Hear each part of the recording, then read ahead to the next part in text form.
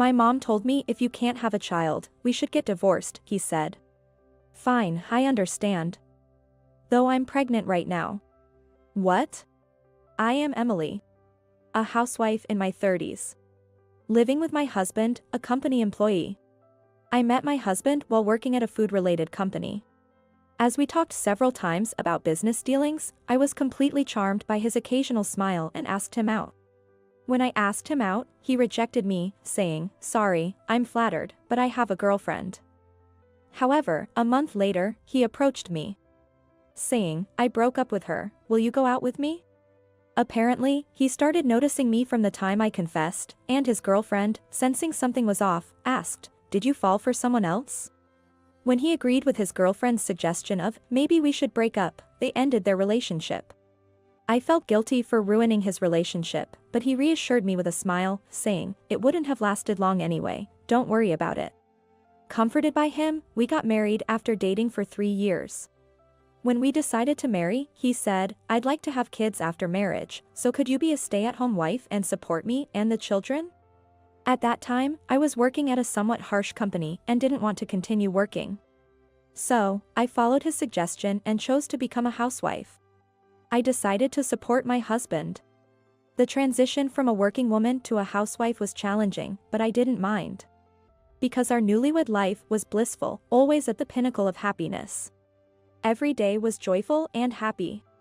And the absence of any mother-in-law problems was a significant factor. My husband's parents' house was just a 10-minute walk from our apartment. I initially feared frequent visits and potential harassment, but that turned out to be an unfounded worry. My husband's parents are very kind. Whenever I say, "I have a question," they go out of their way to come to our house and kindly, thoroughly explain things to me. Despite our struggles to have children, they never complained, with my mother-in-law even saying, to me, "You're more precious than a grandchild. I've always wanted a daughter since our family only had men. Please let me continue to cherish you like my own daughter." I adored my mother-in-law and trusted my quiet but reliable father-in-law. But this harmonious relationship only lasted the first few years. As time went by, my once kind in-laws gradually changed. My father-in-law became even quieter, and my mother-in-law seemed like a different person. Or perhaps, this was her true nature. To put it simply, her attitude towards me went from +100 to -100. My mother-in-law has become quite harsh towards me. She frequently visits our house, especially when my husband isn't around, and nags me, repeatedly pressuring me, "Show us our grandchild's face soon. That's your duty as a wife." Previously, she'd said, "Children are gifts from heaven. They'll come naturally when the time is right, so don't rush." Moreover, she compared me to other families, pressuring me, "The lady next door just had a baby. And the one next to her is pregnant. What about you?" But no matter how much she pressured, it was pointless without my husband's willingness. Initially, he wanted children, but a year into our marriage, he lost interest. Even when I tried to initiate intimacy, my husband declined, saying, "I'm too tired, maybe another time," or "Don't disturb me while I'm gaming." Even when I discussed this with my mother-in-law, she didn't understand and kept pushing for a child, increasing my stress day by day. Unable to withstand the attacks from my mother-in-law, I talked to my husband about the pressure to have a grandchild. He casually agreed to try more for a child, saying, "I don't think we need to rush." Despite our efforts, I didn't get pregnant. Moreover, throughout this time, my mother-in-law continuously blamed me, saying, "It's because you're not trying hard enough. My son is not at fault at all."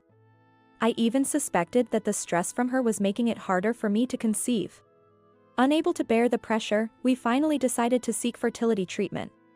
I thought I could finally relax, but then a different problem arose, troubling me. It was about my husband. Since starting fertility treatment, he became cold towards me, locking himself in his room to play games upon returning from work. And even ignoring me when I tried to talk. It would have been bearable if it was just that, but my husband, who got upset about my spending on crafting materials and took out his work stress on me, became increasingly volatile. Whenever I argued back, he would snap, saying, "Who do you think allows you to live this life? You're just a NEET." And continued his selfish behavior. Even when I told him I quit my job because you wanted me to, he refused to listen. One day, I found him playing games at home during his usual work hours. I asked, "Aren't you going to work?" He replied, "I quit." He had quit his job without telling me. Shocked, I asked why, but he just got angry, saying, "It's my business." I was disgusted with his attitude, but there was nothing I could do about the job he had already quit. Initially, I wasn't panicked about money, thinking we could manage for a while with unemployment benefits and our home savings. However, the stress started building up as my husband showed no interest in finding a new job. After quitting his job, my husband started spending all day at home. I wish he would go outside sometimes, but his hobby is gaming. He hardly ever leaves the house, except to buy cigarettes at the convenience store. Since he stopped working, the amount of time we spend together has significantly increased. In the beginning, this might have been seen positively as more time for affection, but now it's different. Just like with my mother-in-law, the increase in time spent with my husband, whose attitude has changed from +100 to -100, has led to more frequent arguments between us. Gradually, I've realized that even just talking to him is stressful, and we've almost stopped conversing altogether.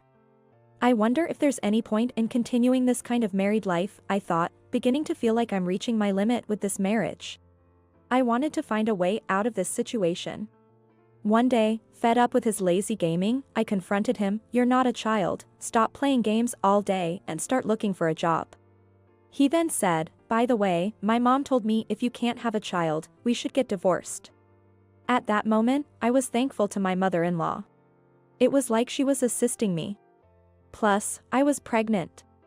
I found out after a checkup that day and planned to tell him that night. But not telling him turned out to be the right decision. It meant I could distance myself from my mother-in-law and husband. I said, "Okay, I understand. Here are the divorce papers," and handed him the pre-filled form from my dresser. My husband, apparently not expecting me to agree to the divorce, let alone have prepared divorce papers ready, was shocked and frozen when he saw it, uttering, "What?" His usual domineering attitude was nowhere to be seen. He was that surprised, with a dumbfounded look on his face. He seemed to want to say something but filled in the papers, believing he must obey his mother. He kept glancing at me while filling them in. We agreed to discuss property division later, but we didn't have much to divide. We didn't need to worry much about dividing assets because we hardly had any. In fact, my husband often spent a lot of money on his hobbies. Not only did he play games at home, but he also seemed to have spent a considerable amount at amusement arcades. He had criticized my spending before, but in reality, he was the one who spent more recklessly than I did. He never had the mindset to save money. Even before our marriage, he never saved, and this didn't change after our marriage, so we had no significant assets. When we realized there was no property to divide, I thought our discussion was over. But my husband insisted it wasn't and pointed to a bank statement, saying, "Don't we still have our savings?" Indeed, that bank statement contained a significant amount of savings, and he suggested we divide it. However, these savings were not subject to division. When I explained, "This is the money I saved before our marriage, so it's not part of the property division," his face rapidly turned pale. Yet, he argued, "Right, but this apartment should be part of the division, right? I lived here too." I had to reveal the harsh truth to him. "Unfortunately, the apartment is in my name, so you have no rights to it. Besides, I've already put it up for sale. So you can't live here anymore. Please leave soon as it would be a bother," I told him with a smile. I had been saving for a house, anticipating that this apartment might become too small in the future. Before marrying, saving money was my hobby, so I had accumulated considerable savings even as a regular employee. I had bought the apartment with those savings, so I did have some assets. With the money from selling the apartment, I could build a nice house in the city center. Of course, all that property was mine from before the marriage and not included in the division. It seems my husband was unaware of this fact. He apparently thought he would receive half of my property, but unfortunately for him, that was not the case. Realizing he wouldn't get any part of my property, my husband was left in a daze. After that, we continued the discussion, but my husband couldn't snap out of his daze. Since there wasn't much left to talk about, the discussion ended quickly, and we submitted the divorce papers to the lawyers. Our divorce was successfully finalized. A few months later, I returned to my parents' home and, with their support, gave birth to a healthy baby boy. I named him Ambrose, inspired by the phrase, "A boys, be ambitious." Now, I'm living a fulfilling life with my parents and beloved child. Of course, I haven't informed my ex-husband and his family. I haven't informed them because I'm certain that if I did, my former mother-in-law would surely storm in, demanding, "Give me back my grandchild." Meanwhile, my ex-husband, after being kicked out of the apartment, returned to his parents' home. He became a recluse, shocked by the easy acceptance of the divorce. Even when he goes out, he looks so suspicious that he frequently gets stopped by the police. It's quite a pitiful situation. I later learned that the reason my husband quit his job was due to a souring of work relationships. Apparently, my ex-husband was disliked at his company for his bad mouth, especially by female colleagues, and eventually, everyone started ignoring him. Unable to endure this situation, he suddenly quit his job one day. He might have been this way even before our marriage. Only kind towards me. A real wolf in sheep's clothing. 3 years later, I'm working as a manager of a craft store. When I became a regular at a local craft store, the manager, Linda, approached me with a proposition. "I'm getting old and thinking about retiring. If you're interested, Emily, would you like to take over this store?" Linda proposed to me. At that time, my parents were actively helping with childcare, and I was thinking about getting a job. If I declined, the store would close down. That would surely inconvenience many of the regular customers.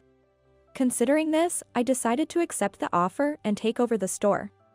While attending to a regular customer today, an unexpected pair visited me. Indeed, the unexpected visitors were my former mother-in-law and ex-husband. "Wow, this is a nice shop for you to have." "Yeah, Mom. Look, this fabric seems like it would suit you." Annoyed by their transparent flattery, I asked, "What brings you here?" My former mother-in-law then demanded, "Give me back my grandson." It appeared she had somehow learned about my child's birth and wanted him as the heir to their family. "You were already pregnant when I demanded the divorce. Why did you keep quiet?" "If I had known, I wouldn't have gone through with the divorce," my ex-husband accused me. "That's exactly why I wanted a divorce. If you had known about the pregnancy, you would have used any means to stop the divorce." I glared at my ex-husband and former mother-in-law. My former mother-in-law then demanded, "So, are you going to give me back my grandchild or not? I want to live with my grandchild soon. You've had enough time with him for 3 years. It's my turn now," she said, making another absurd statement. As I stood there in disbelief, my parents and Ambrose appeared, asking, "What's the matter? Is there a problem?" It seems they were alerted by a regular customer and had hurried over to help. Seeing Ambrose holding hands with my parents, my former mother-in-law tried to approach him, saying, "Oh, how cute. He looks just like my son when he was a child. Look, I'm your grandma." I tried to stop her, but it wasn't necessary. Ambrose clung to my mother, saying, "This is my only grandma." "So, would you mind leaving now?" my mother asked my former mother-in-law. "Just give me the kid," my ex-husband suddenly lunged to forcefully take Ambrose from my parents. I stood in front of Ambrose to protect him, but being much smaller, I was easily pushed aside. "Ambrose, be careful," I cried out. My ex-husband was inches away from grabbing Ambrose's arm. But then, his body suddenly flew through the air. "What?" Looking up, I saw my father, who had just performed a shoulder throw. Yes, my father had thrown my ex-husband in the nick of time. Unknown to my ex-husband, my father was a police officer with national-level judo skills. In pain and unable to speak, my ex-husband just looked pitifully at my father. "If you continue to bother my child or grandchild, I'll have to take action," my father warned, showing his police badge. Upon seeing this, my former mother-in-law, pale-faced, quickly pulled my ex-husband away and fled. I don't know what happened to them afterward. And frankly, I don't want to. Several years later, inspired by my father, Ambrose started aspiring to become a police officer. "I'll be a police officer when I grow up." Then I can protect Mom too, he said, working hard in his studies to achieve this goal. He's now unbeaten in judo among his peers, trained by my father.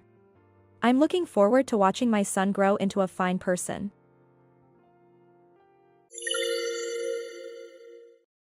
Having a painting like that in the entryway would be embarrassing, wouldn't it?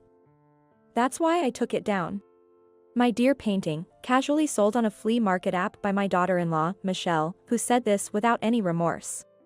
It was a colored pencil drawing of a Gerbera my mother made for me on her deathbed. That painting was a keepsake from my late mother. I know. But I can't display an amateur's painting. It's just too embarrassing. Don't you think that's a bit much, even for a daughter-in-law to say? Even when I bravely spoke up, Michelle didn't flinch. Crossing her arms, she glared at me intensely. Lily, you should consider your position.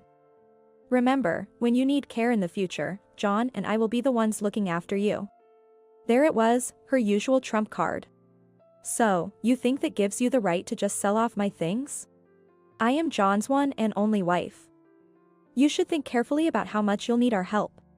With one more glare, Michelle left the entryway, her high-end brand shoes clicking sharply as she walked away. Tomorrow, I will be moving to a new house all by myself. Knowing this, Michelle sold the painting just to spite me. This wasn't the first time my son John and his wife Michelle had sold my belongings without my consent.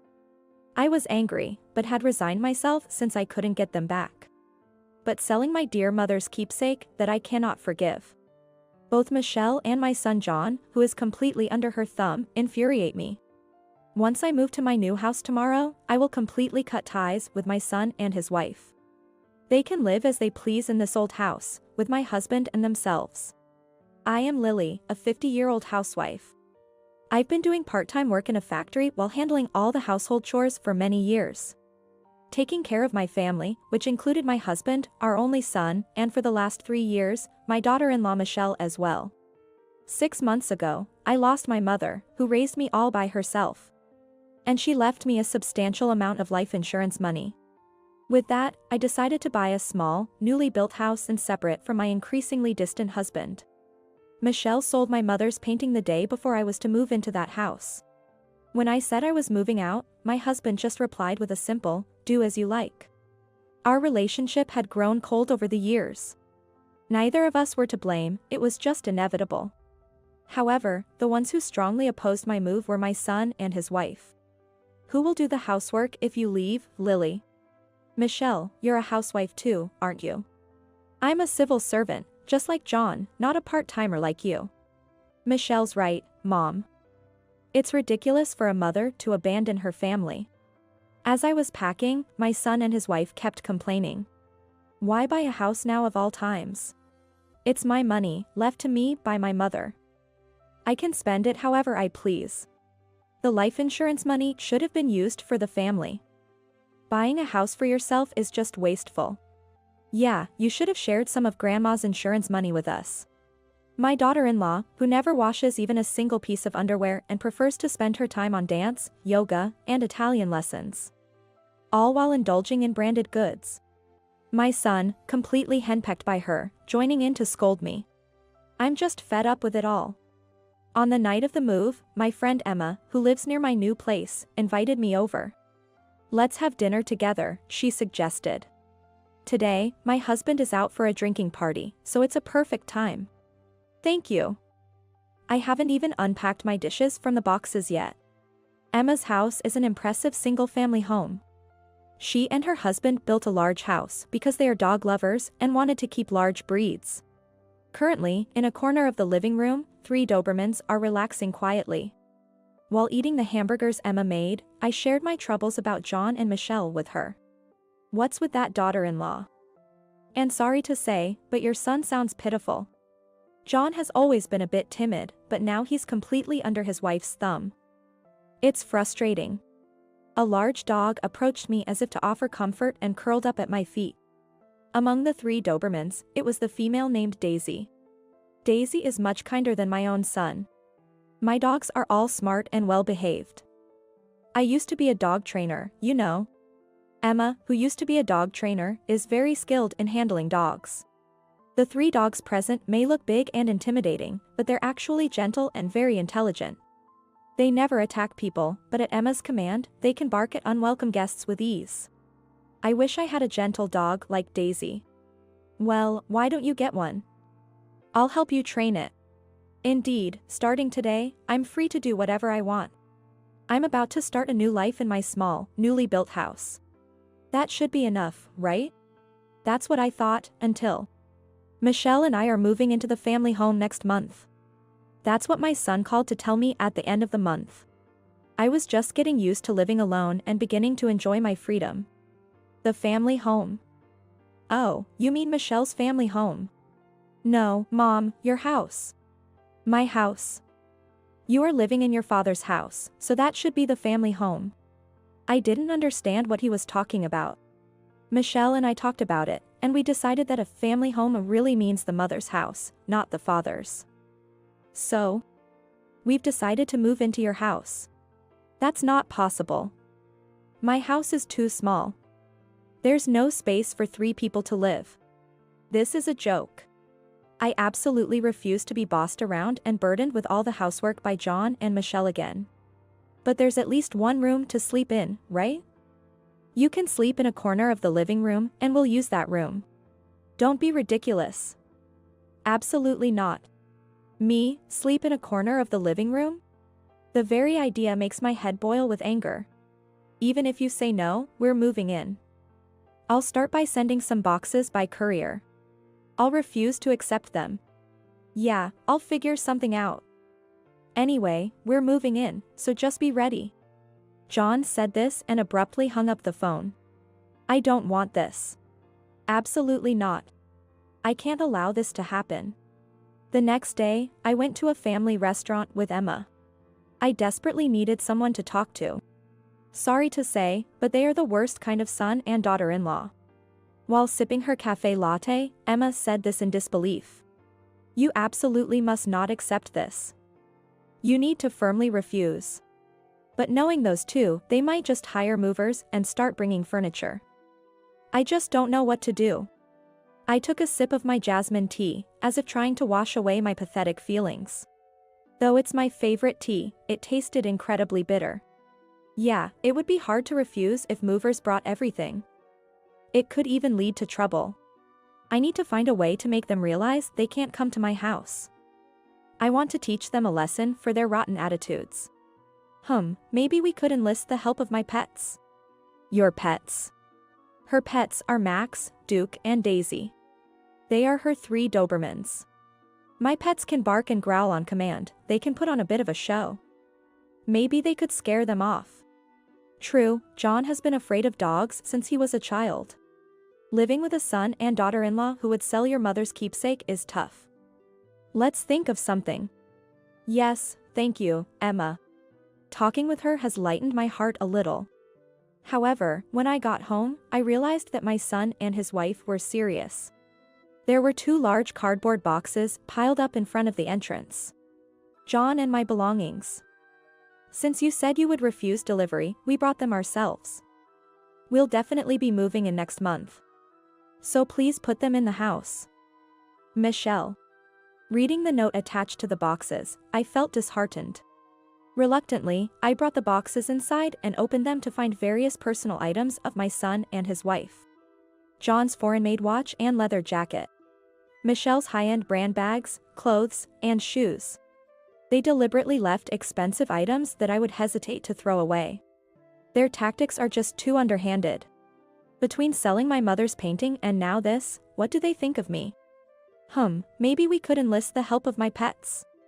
Emma's words from the family restaurant echoed in my head.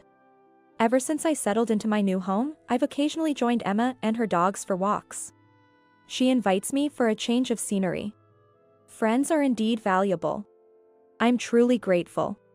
Why not just sell their belongings? Your daughter-in-law does it, right?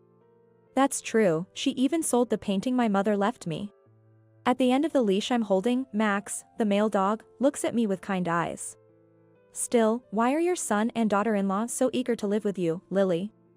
They're both civil servants and financially stable, they should be able to live on their own. They don't want to do housework, especially Michelle. She's always busy with her hobbies, going out, and watching fashion and makeup videos. So, you've been doing all the housework alone until now? Yes. My husband never does anything, and John is often busy with overtime and business trips. And Michelle, well, you know. I remembered an overheard conversation between my son and his wife on the day I announced I was leaving the house. Who will do the housework if Lily leaves? Well, that would be you. No way, absolutely not. We'll be in trouble if we can't make her do everything. Emma sighed in disbelief as I told her this. A week later, my phone was flooded with calls from Michelle. After dozens of calls, I reluctantly answered. Is your new place a small house? Yes, it is. I've told you that before. John said he saw you walking with 3 big dogs. He was wondering if you could really keep 3 dogs in such a small house. That's when it clicked. Michelle must be afraid of dogs. There are people who fear dogs. John is one of them. They must have been too preoccupied with the dogs to notice Emma with me. I've told you it's a small house. If you're worried, why don't you come and see? We will, yes. We want to check the inside of the house too. Michelle's voice sounded a bit relieved. Maybe she concluded there were no dogs. Anyway, we'll come this Sunday at 10 a.m. She said quickly and hung up. I couldn't help but let out a yes, under my breath. Unintentionally, the counterattack had begun. On Sunday, as expected, John and Michelle came to my house. You actually came. We said we would. Let's go in. Really, Mom, it's all because you whimsically bought a house that we're dealing with this hassle. Exactly. You should have just quietly continued doing the housework as before. Grumbling, the couple took off their shoes and entered the house. Good, this is perfect. I smirked internally and opened the living room door. Whoa. Eek. In the next moment, my son and his wife screamed in unison. There, sitting in the living room, were 2 male Dobermans, Max and Duke. No way. Mom, these dogs. These are my dogs. Aren't they cute? I got them from Emma, a dog trainer who's sitting over there. Emma, who was sitting on the sofa, stood up and smiled warmly. They're well-trained and very sweet. Max, Duke, would you greet our guests? The 2 dogs barked once in unison. No way. Michelle exclaimed in fear. Michelle, overwhelmed by fear, sat down clutching her head. She seemed to have a strong aversion to dogs. Oh, these dogs are adorable. Don't worry. Max, Duke, go play. At Emma's command, the 2 dogs ran towards John and Michelle. The tails wagging, eager to play. Stop, no, I'm scared. Michelle shook her head and began to tremble. Max was only trying to invite her to play, but Michelle couldn't understand that. I'm scared of dogs. Eventually, Michelle started to cry, her face becoming a mess of tears and runny nose. If you're going to live here, you'll need to get along with these dogs. Stop it, please. Her YouTube researched makeup was ruined. Mascara running, eyeshadow glitter spread down her cheeks. High-end foundation smeared by tears and snot. How would she face the ride home on the train with this face? Mom, do something. Meanwhile, John, intimidated by the larger Duke, had fallen and was backing away. Interpreting his movement as play, Duke joyfully jumped on him. Stop it. Big dogs are scary. Looking at John's jeans, I noticed a change in color around the crotch area. He was so scared of the dogs, he had an accident. How pitiful. Max, Duke, come here. Emma, sensing it was time, called the dogs back.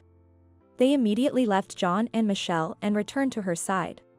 Max, Duke, down. With one command, the dogs lay down at Emma's feet. Such intelligent animals. All this time, I was busy with part-time work and house chores, and you didn't lift a finger to help. Then you decide to move into my house as soon as I say I'm leaving. How much more can you belittle your mother? I let out the words I had been holding in as the sobbing couple stood up. I left the house because I was fed up with you too. I am not your housekeeper. But, the dogs. They are well-trained and kinder than you too. Gone was the usual assertive demeanor of John and Michelle. A husband with a wet crotch and a wife with ruined makeup. A fitting pair. And to top it off, selling my precious belongings without permission. I will never forgive you for selling my mother's keepsake painting. I said it all in one breath, then looked at the calmly lying Max and Duke before turning back to my son and his wife. With two big dogs like this, I'd rather not have you here. Yeah, we give up on moving in. So, give us back the stuff we left here last time.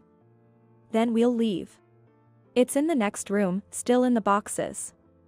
Take them and get out. Pointing to the next room, John and Michelle carefully avoided the dogs as they opened the door to retrieve their belongings. And then... Whoa. Eek. The couple screamed again and fell to the ground. Of course, they would. Beside the cardboard boxes they left in the room sat another Doberman, Daisy. Mom, get the boxes for us. No. You brought them, you take them. Peering into the room, Daisy sat calmly. I can't go near with that dog beside them.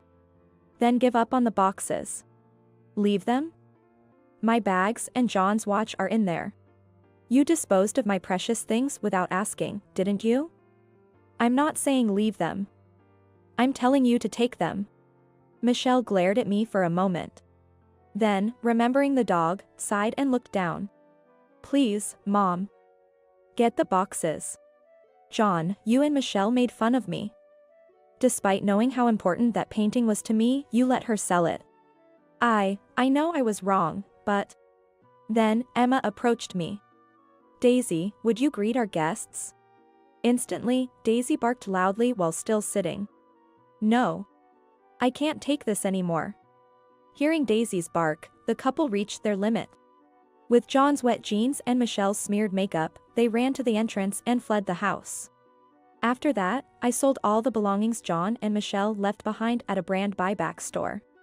John's watch and Michelle's bags turned out to be quite valuable luxury items. Their extravagant lifestyle was astonishing. Michelle, back at her husband's house, ended up doing all the household chores. My husband, used to my standards, was dissatisfied with her housework. Complaining about her cooking, the untidy house, and the pileup of laundry. Unable to pursue her hobbies due to the chores, Michelle gained 20 pounds from stress. Her irritation was all directed at John. Mom, I can't take it anymore. Michelle has started hitting me. She's always fighting with Dad, and I want a divorce. John sounded exhausted when he called me one day. You chose her as your wife. Handle it yourself.